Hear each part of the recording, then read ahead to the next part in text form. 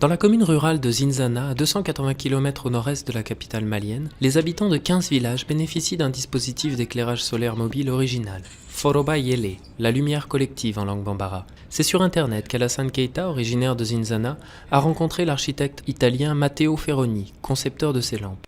Ensemble, à Ségou ici, on a conçu la première lampe portable qu'on a amenée dans la commune rurale de Zinzana.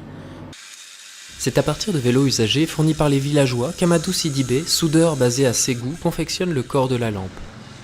Aboubacar Dagno est lui chargé de fabriquer les boîtiers abritant les ampoules LED, en recyclant des vieux ustensiles de cuisine en aluminium. Il est le seul à Ségou à pouvoir réaliser ce travail de précision.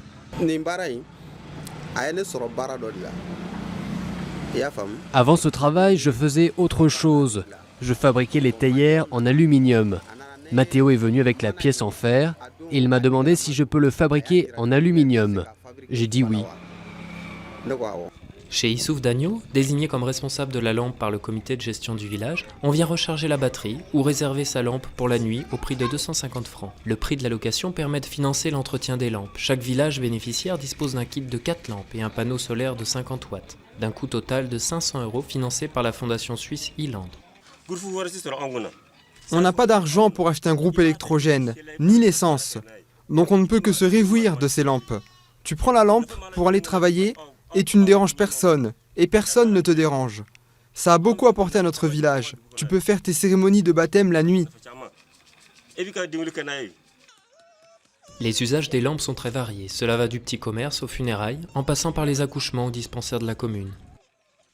À la nuit tombée, Djeneba peut désormais fabriquer ses marmites en terre dans les meilleures conditions qu'auparavant. Avant que la lampe arrive dans notre village, nous fabriquions les marmites au clair de lune et avec la torche attachée sur la tête, comme font les chasseurs. Avec l'arrivée de la lampe, j'ai décidé d'en louer une et de la mettre à mes côtés. À Sanogola, l'arrivée des lampes permet désormais aux élèves de se réunir chaque soir dans une cour familiale pour réviser leurs leçons et effectuer leurs exercices de mathématiques sous l'œil vigilant de leur enseignant. Bon, avant, c'était le jour seulement, ou encore des petites lampes là, avec une lumière pâle. Donc c'était vraiment, ça jouait sur les yeux des enfants. D'ici le mois de juin, 15 villages supplémentaires devraient recevoir leurs lampes. Alassane compte bien ensuite étendre le projet aux communes environnantes.